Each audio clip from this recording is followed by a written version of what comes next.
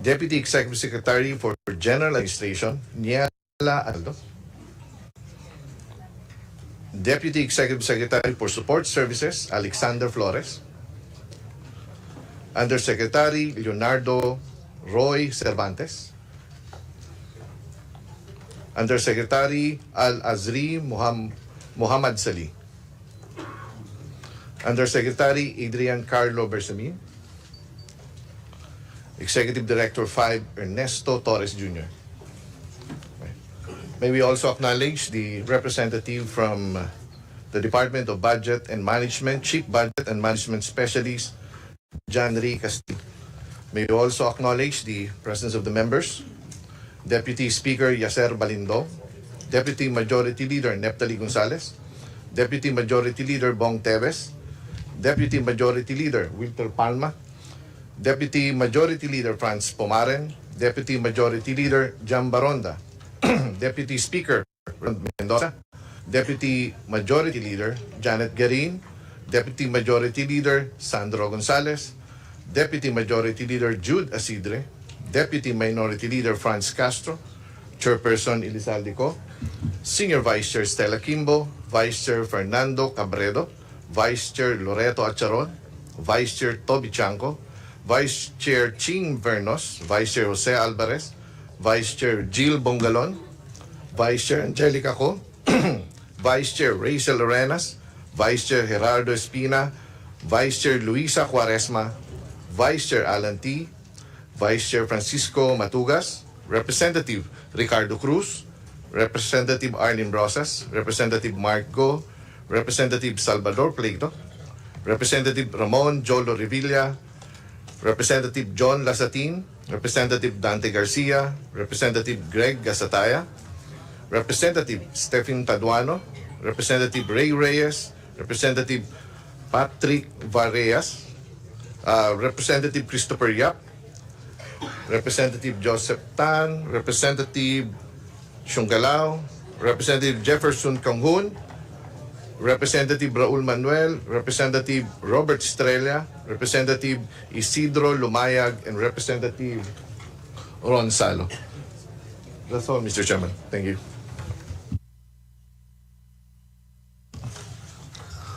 Honorable members of the Committee on Appropriations, distinguished guests, distinguished colleagues, ladies and gentlemen, good morning.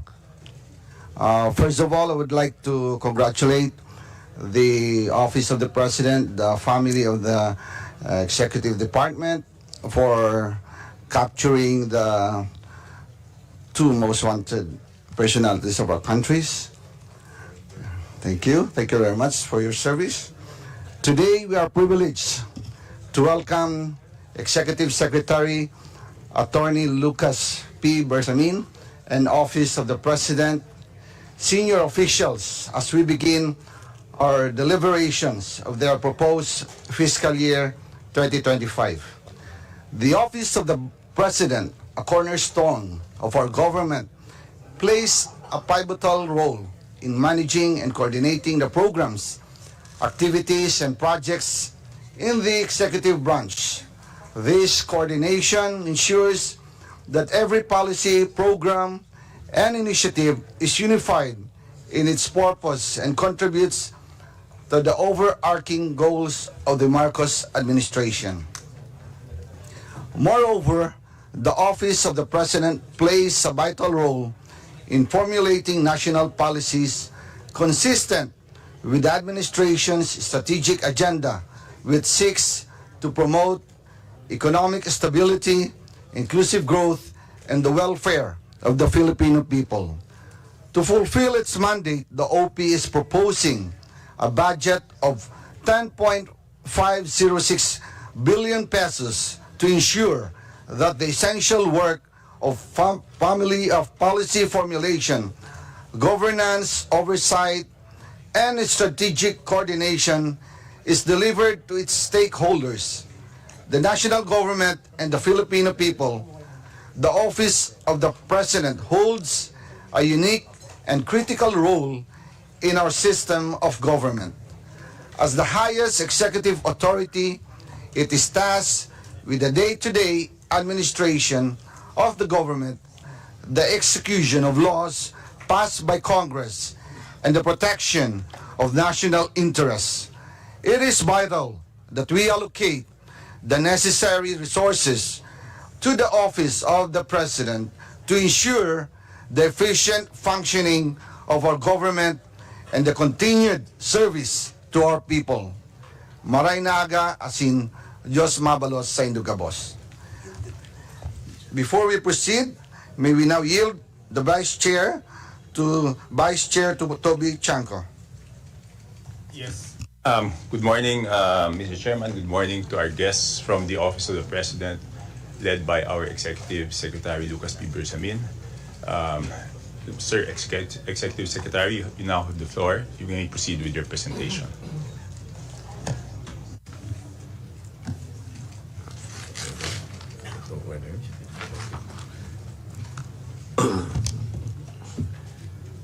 Mr. Chair, and the other members of this committee, good morning. It is an honor for me to appear before this committee to present, explain, and above all, seek the members' support for the proposed budget of the Office of the President for fiscal year 2025. Our attendance here as a delegation from the Office of the President is not merely for purposes of compliance with the legal requirement to present our proposed budget before a co-equal branch upon which the power to appropriate is conferred by the Constitution.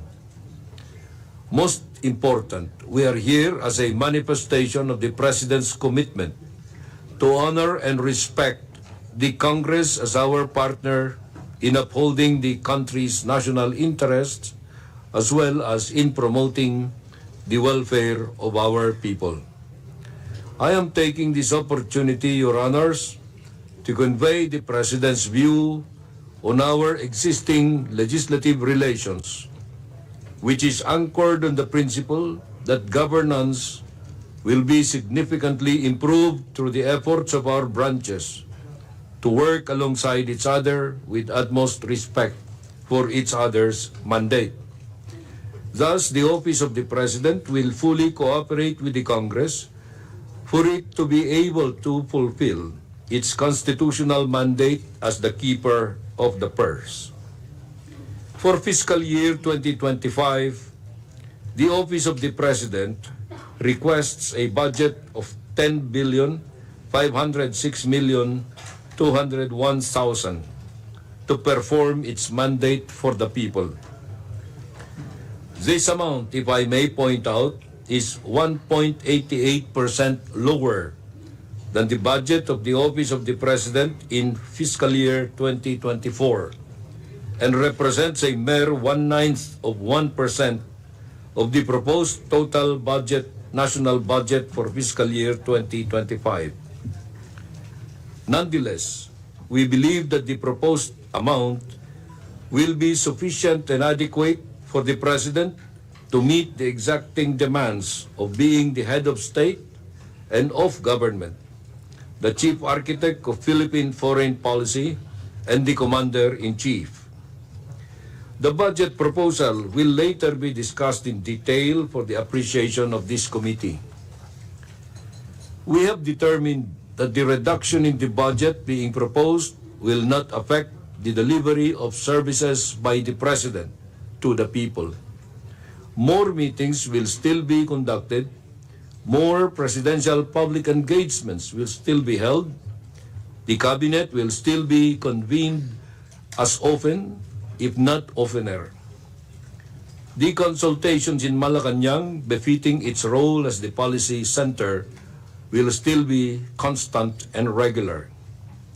However, these activities will be conducted and held economically, mindful of the need to provide quality services for the people with less financial requirement in support of the Bagong Pilipinas brand of governance.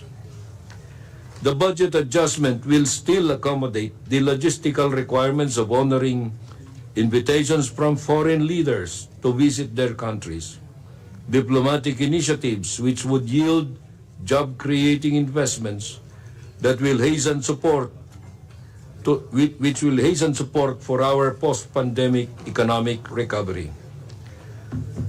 It can also sufficiently support the implementation of the necessary infrastructure works within the palace complex that have stalled due to the pandemic in furtherance of the Build Better More priority program of the President, as well as to safeguard the overall security of all those who work hard for the attainment of the objectives of the Presidency.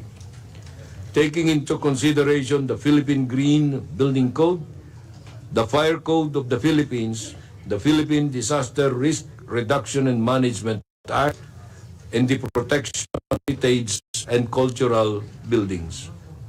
These projects are all implementation ready and shall be completed within the fiscal year in accordance with the cost-based budgeting policy. Your Honors, before we present the charts that explain our proposed budget in detail, let me just point out that, as in the previous years, we crafted this budget within the parameters and process set by the Department of Budget and Management. Thank you, Your Honors. Thank you very much, Executive Secretary Bersamin. Who will present the budget? Good morning, Your Honors. I am presenting the proposed budget of the Office of the President for fiscal year 2025. As previously stated, the honorable members, the Office of the President is respectfully requesting a budget of 10,506,201,000 pesos. This proposed budget covers the funding requirement of the Office of the President for personnel services in the amount of 1,334,205,000. This is equivalent to 12% of the entire budget. Maintenance and other operating expenses of 7,955,419,000, representing 75% of the budget, and capital outlay in the amount of 1,216,577.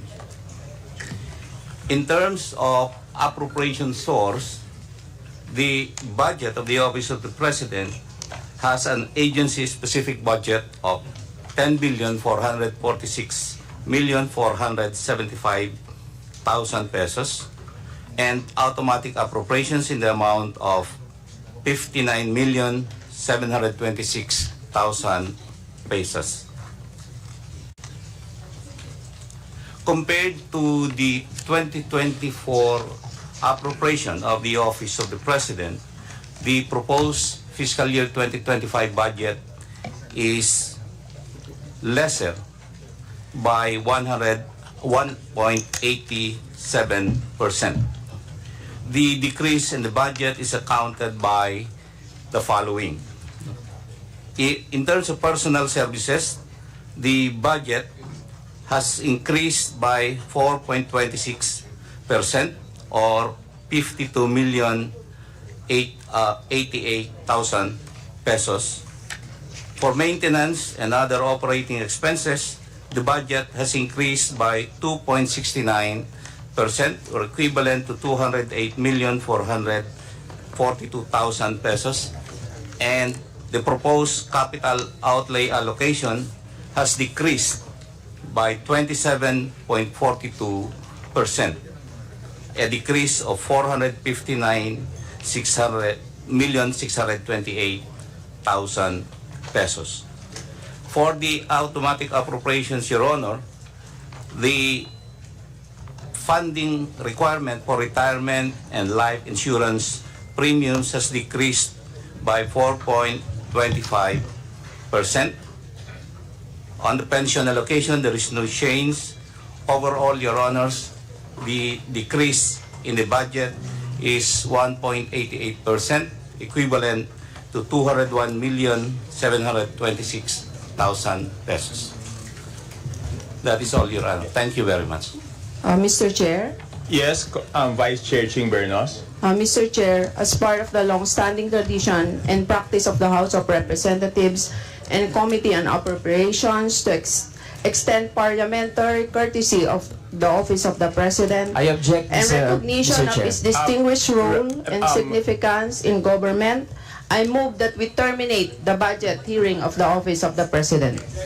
Is there a second I to the object, motion? Mr. Chair. Mr. Chair, Is there let me any explain the objection? objection. I object, Mr. Chair. Yes. so- Yeah, Yes. Mr. Chair, I object dahil sabi po ng Presidente, all government agencies undergo the same process tuwing budget deliberations bilang sagot sa Office of the Vice President, Mr. Chair. So kung ganun, Mr. Chair, na ito-terminate natin ngayon yung deliberations, we are affirming ang pagiging brat ng Vice President. And in fact, Mr. Chair, pinapalabas natin na nagsisinungaling yung mismong Presidente by evading the process of Congress na mag-undergo ng scrutiny, Mr. please Chair. take back your statement na nagsisinungaling yung Presidente. No, That is Mr.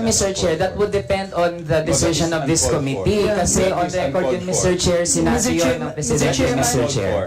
Mr. Chairman, Yes. I move that we delete the statement nagsisinungaling ang Presidente. That's very unparliamentary. So move, Mr. I did not say that, Mr. Chair. I said Okay, that order, would please, depend order. on the actions of this Order. committee, Mr. Chair. Yeah, but we have to delete that portion where you're insinuating that there will be pagsisinungaling if we follow tradition. No, because everything that is tackled in this committee and everything in the House is voted upon by the majority. So whatever the majority rules on does not mean that there is pagsisinungaling. It is just the will of the majority by which a democracy performs. Okay? So since you have an objection, we will now divide the House. All those. Yes. Yes, you're right.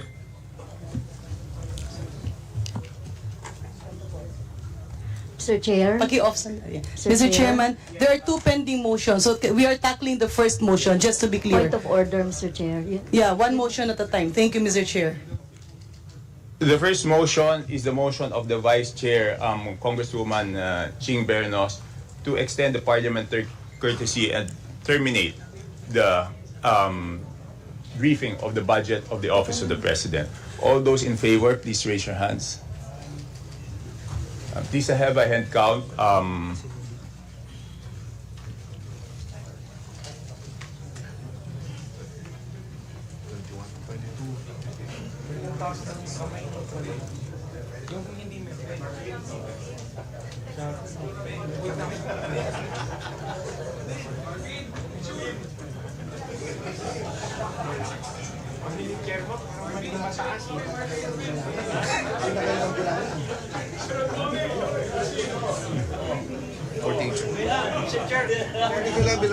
Forty-eight. 48 are in favor of the motion. How many are against the motion? 48 are against and 48 are in favor and 3 are against. The motion is carried. The budget of the Office of the President is hereby. Point of order, Mr. Chair. Yes, what is the point of order? Yes, Mr. Chair. Mr. Chair, Section 104, questions of privilege, Mr. Chair. Questions of privilege are urgent matters directly and indirectly and principally affecting the duties, conduct, rights, privileges, dignity, integrity, or reputation of the House of its members, individually or collectively, subject to 10-minute rule. Every member has the right to raise a question of personal or collective privilege, Mr. Chair. Gusto po naming makapagsalita, gusto po naming makapagtanong mula sa Makabayan Block dahil meron po kaming mga crucial na tanong kaugnay dito, like the foreign policy, like the Kibuloy issue, like the unprogrammed appropriations issues, Mr. Chair. So, Mr. Chair, pwede po bang mag-ruling kayo doon muna, Mr. Chair? Yes, the chair will rule on the point of order. No? According to Section 105, the definition is correct. But this is not the proper venue to raise a question of privilege. The proper venue to raise a point of privilege is the plenary. So, Congressman Brosas, you can raise your question of privilege this afternoon at 3 p.m. at the plenary. Mr. That is Chair. the ruling of the chair. Mr. Chairman, I have a Mr. pending Chair, motion. mapiling. Point of order, Mr. Chair. I have a pending motion that should be ruled. Hold on. So the chair has ruled on the point of order. Yes, Mr. Chair. I am appealing, Mr. Chair, kasi sinasabi po natin na kailangan sa plenary. But Mr. Chair, ang rules naman natin ay for all, Mr. Chair. So, we are appealing from the Makabayan Bloc na makapagsalita po at makapagtanong. Point Kasi of po, order, Mr. Chair. Hold I have on. a pending motion. She has the floor. We will let her finish, then I will recognize Congressman Jarin. So we will let Congressman Rosas finish. yes, Mr. Chair, I am appealing to the Chair, Mr. Chair, na baguhin naman na magkaroon no, ng mga questions dito sa Office of the President, Mr. Chair. Gusto pong malaman ng taong bayan yung mga tanong na ito. Gusto po namin makapagsalita dito, Mr. Chair. So, Mr. Chair, can you rule on this also, Mr. Chair? Okay, as previously ruled by the chair, the proper forum for the question of privilege is the plenary. So I would like to recommend to the Honorable Arlene Rosas that if there is a question of privilege, to raise it this afternoon at 3 p.m. Mr. Chair, So the that is the appeal... That is the ruling of the chair, and that is the ruling on the appeal. Mr. Chair, Anyway, the appeal is subject for voting, Mr. Chair. No. The Congressman Rosas, wait, there is a pending motion. Now that I have ruled on your point of order, I will go back first to the pending motion of Congresswoman. Mr. Chair. Yeah, Mr. Chairman, allow me to Hold on, reiterate. Okay, Mr. Chair. Sandali po. Kasi kayo, kanina Mr. Chair, you have, you asked for the votes. Opo. Noong mga nag-approve, Opo. terminate the, Opo. and we object. Can you give us time to explain our vote why we object, Mr. Chair? Teka po, sandali lang po. I will recognize first Congressman Garin, and then we will get back to you. Yes, Congresswoman Garin. Thank you very much, Mr. Chair. Allow me to reiterate my prior motion that the statement of the Honorable Raul Manuel, specifically the terms pagsisinungaling, be deleted from the records. There is a motion. Is there I any object, second Mr. to the Chair, and allow me to explain my objection. Again, kung babalikan natin yung Point records, of Mr. order, Chair, Mr. I did Chair. not I have a claim. pending motion. Wait. Okay. Hold on po. So there is a pending motion. Is there any second to the motion? Is there any objection? Okay. Now we will divide the House. Secretary, please count. First, Mr. Chair, allow me to explain the objection Point before of we order, proceed to Mr. the Chair. vote, We Mr. need to Chair. divide the Even House. if We are plenary, not in the we count the plenary. votes first. Okay? Sige po. Please raise the hands of those in favor of the motion.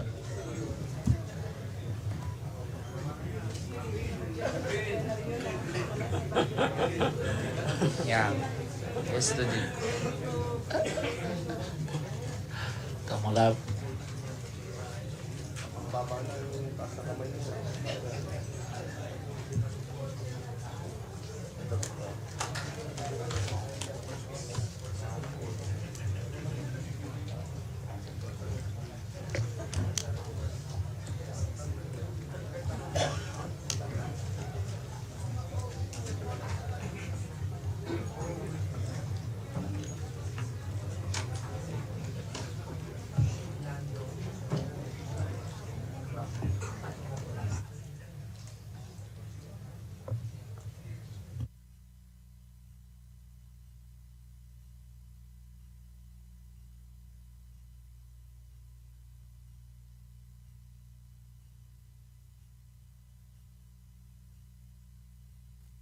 $51 are in favor of the motion, and please count those who are against. 3 are against. The motion is carried. And now, Mr. Chair, allow me to explain why I voted no. Then again, Mr. Chair, the statement that I quoted comes directly from the President. Na-quote po yan sa media. And Mr. Chair, the actions of this committee will determine kung totoo ba yung sinabi ng Presidente o hindi, Mr. Chair. Again, we want all agencies to undergo the fair process. So supposedly naman, kung aprubahan din naman eventually yung budget, then dapat masagot lang po yung mga tanong, Mr. Chair. Point of Ang dami order, pong Mr. Chair. We have hinahanap already na decided mga sagot that is ng moot and academic. mamamayan, Mr. I Chair. therefore move. Wait, hold on. Let us let Congressman Manuel proceed. Yes, Mr. Chair. Kasi nga hanggang ngayon nag-exist pa rin yung National Task Force LCAC, which has already been the target, Mr. Chair, of Point of calls order, for Madam abolishment, Chair. Mr. Mr. Chair. Pero isa ito sa mga grave Congressman questions na Gary, dapat sana na It's not pag-uusapan an natin. issue that's being Mr. discussed Chair. now, Mr. Chair. Yun yung mga issues na gusto nating matanong, Mr. My Chair, but point we are of order, Mr. deprived Chair. of the The Honorable opportunity Manuel because is of these discussing proceedings. matters. Point of order, Mr. Chair. He's out of order. We're not discussing NTFL here. There was a motion that we terminate the budget briefing of the Office of the President. Duly seconded, objected, voted upon. I therefore move, Mr. Chair, that we go back to what is the agenda of this House. That has been terminated, duly seconded. I therefore move that we suspend consideration of the budget Mr. Chair. until 1:30 Session this is afternoon. suspended. So moved. Seconded. Suspended. Chair,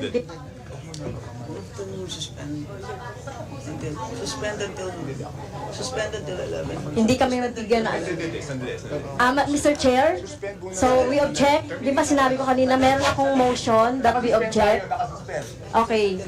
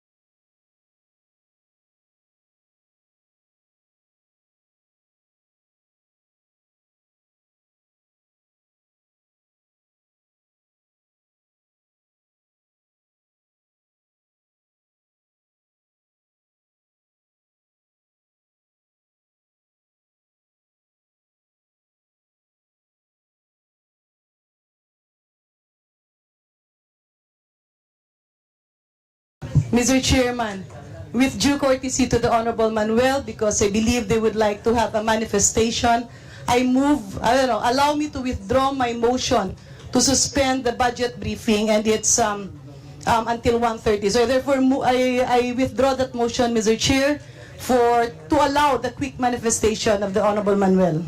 Yes, but before I allow the Honorable Manuel to make a quick manifestation, again, I will state that the statement of the Honorable Manuel, wherein he said something like the actions of the committee will reflect on the President, does not follow, because we're a co-equal branch of government, and the President cannot dictate on this committee or in each congressman the wills of each congressman. And whatever happened here today is the will of the majority.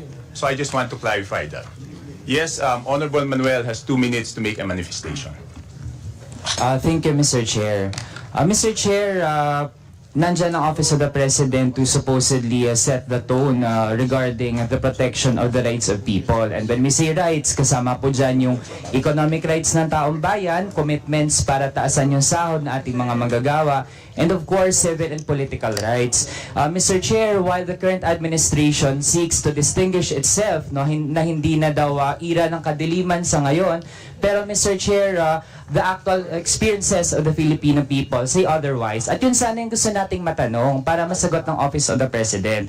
Why is it that from July 2022 to June 2024, Mr. Chair, ang dami pa ring violations, 42,000 victims ng forced evacuation, 105 victims ng extrajudicial killings, 75 victims ng frustrated EJK, 145 victims ng illegal arrest and detention, 63,000 victims ng indiscriminate firing, 44,000 victim ng bombings, and 3,400,000 victims of threat, harassment, and intimidation, Mr. Chair.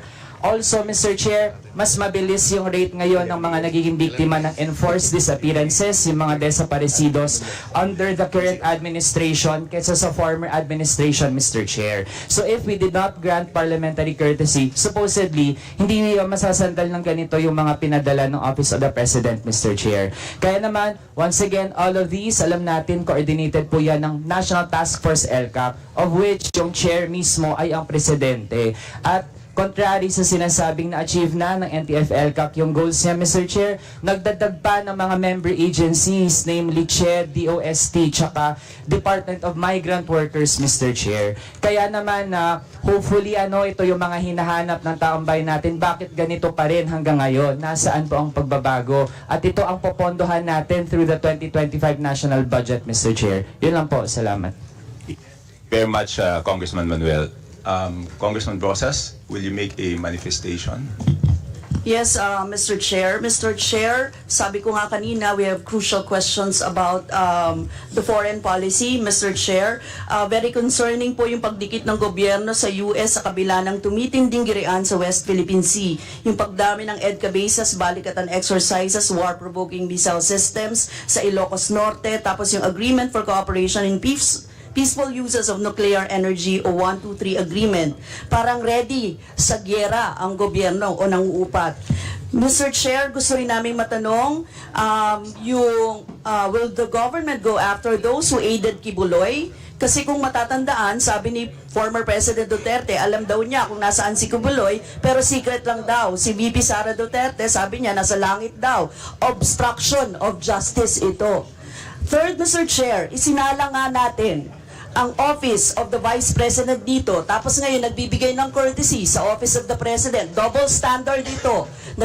Nade-deprive ang mga mamamayang Pilipino na malaman paano ginastos ng Presidente, pinakamataas na opisyal sa Pilipinas, ang kanyang pondo. Nakakabahala ito dahil maraming tanong ang taong bayan. Isa na rito ang pagtaas ng unprogrammed appropriations. Noong 2023, nakita ang pagtaas ng i-allocate na pondo sa unprogrammed appropriations mula sa 2023 NEP na 588 billion, naging 807 billion sa 2023 GAA. At 332 billion dito ay napondohan. Sa 2024 NEP, bigla na lamang lumaki ang UA mula 2024 NEP na 281 billion, naging 731 billion sa 2024 GAA. 168 billion dito ay napopondohan na mula January to July 2024. The amount generated for the UA under Marcos Jr. in 2023 was equivalent to the total UA generated during the 5 years of former President Duterte.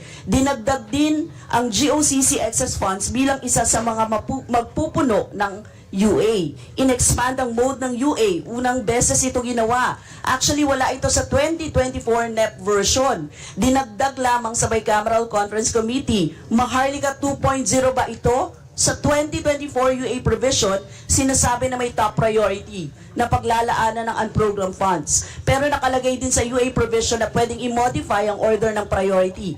Ibig sabihin, pwedeng unahin, pondohan nang makokolekta sa UA ang infrastruktura, depende kung anong sabihin ng Presidente. Imbes na nasa regular item, dapat personal benefits at ang budget para sa public health emergency benefits and allowances para sa healthcare at non-healthcare workers, nilagay ito sa UA. Kung ganon, nasa diskresyon ng Presidente kung saan ilalagay ang pondo sa ilalim ng UA. Pwedeng manipulahin ang program at unprogrammed funds para magkaroon ng dagdag na source. Pork or presidential pork po ito. I've said this before, and I will say this again. This is about transparency and accountability. The Office of the President or every other agency is not exempted. Thank you, Mr. Chair.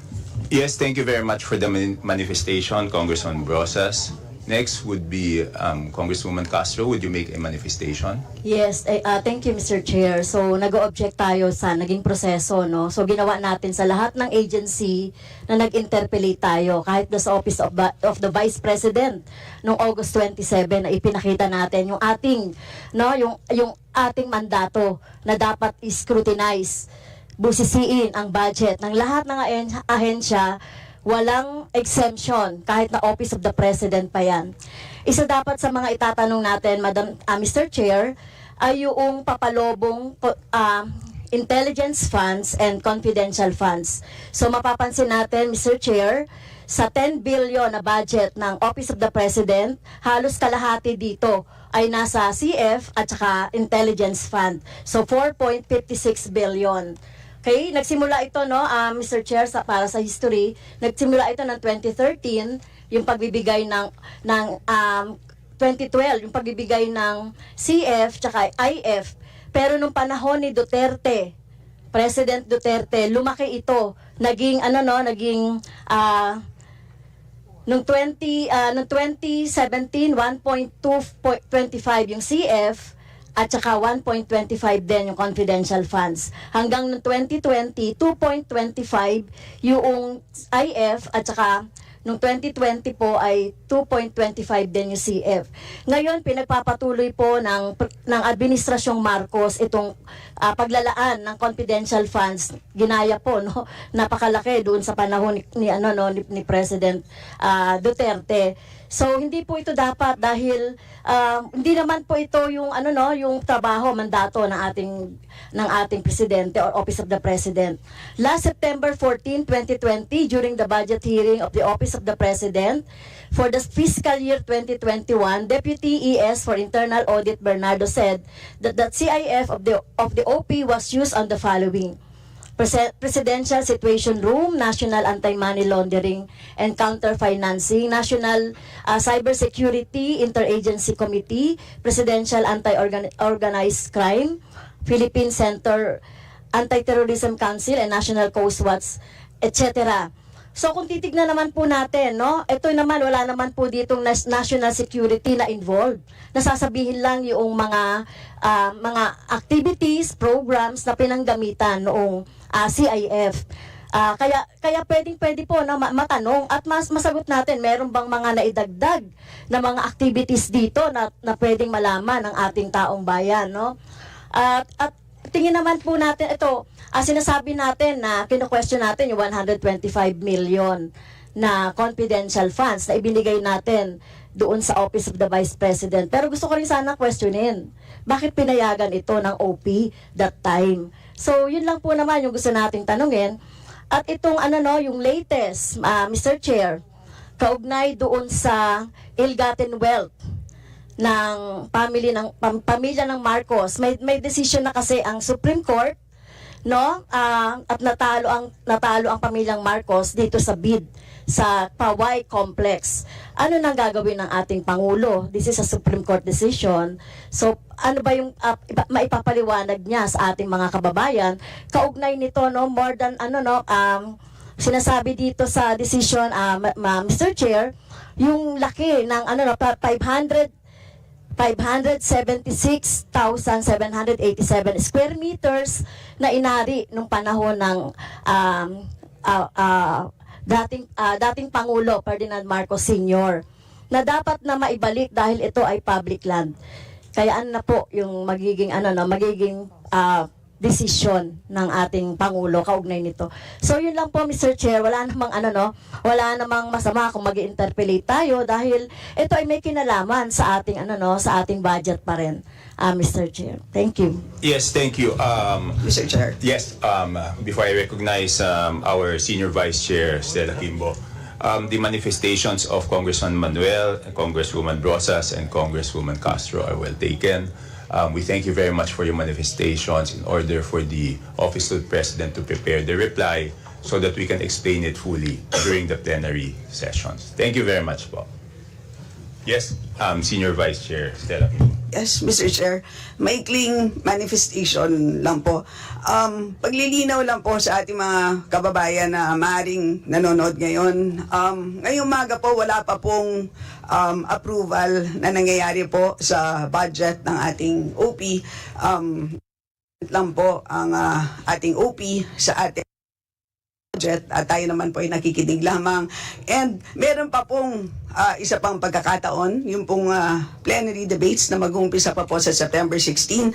At rest assured po na lahat po ng mga katanungan ay meron pa pong isa pang pagkakataon which is during the plenary debates. At napakahusay naman ang ating budget sponsor, of course, the Honorable Toby Tiangco, at siya po ang haharap po sa inyo at sasagutin po lahat yan. And of course, ang ating kagalang-galang na Executive Secretary, si Sir Lucas Bersamin, at kasama ang buong team ay babalik po dito sa plenaryo. So, salamat po, Mr. Chair. Mr. Chair. Mr. Chair. Yes, In connection with Majority that, Leader. as Majority Leader, I'll give time in the plenary for those House members who wish to interpolate on the matter, particularly in the Office of the President. yes, and I'll give them plenary time. yes, Majority Leader, I think Congresswoman Rosas wanted to raise a question of privilege. I hope she could be given the time this afternoon. Yeah, Mr. Yes. Chair, I now move that we Wait, suspend hold on. Yusek Liberato, please, did you take note of the manifestations of Congressman Manuel, Congresswoman Rosas, and Congresswoman Castro? Yes, Your Honor. Please make sure that we properly address them during the plenary. Yes, Your Honor. One more question. Do you have any pending AOM with the COA with regards to confidential or intelligence funds? Your Honor, we have not received any audit observation memorandum from the Commission on Audit about the intelligence or the confidential fund of the Office of the President. Is there any representative from the COA who can confirm that? None? Okay. But you are sure that there's no AOM? Certainly, Your Honor. Okay. So thank you very much. Yes, Congresswoman Garin? Thank you, Mr. Chair. I now move that we suspend budget briefing until 11 o'clock this morning. Thank you, Mr. Chair. Yes, budget briefing suspended till 11 o'clock for the office of the POC. Thank you.